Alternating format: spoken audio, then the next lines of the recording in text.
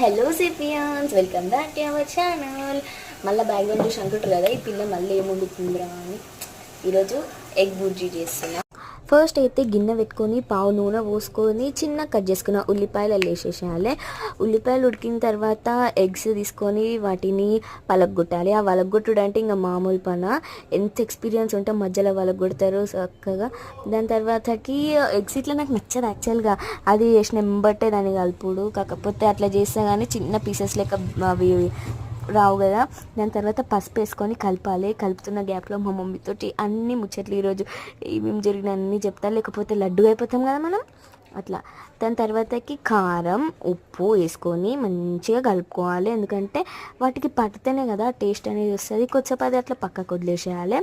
అసలు మనం ఉప్పు కారం ఎట్లా వేయాలంటే ఇట్లా మూత తీయంగానే అందరు ఇంట్లో వాళ్ళు తగ్గాలన్నమాట.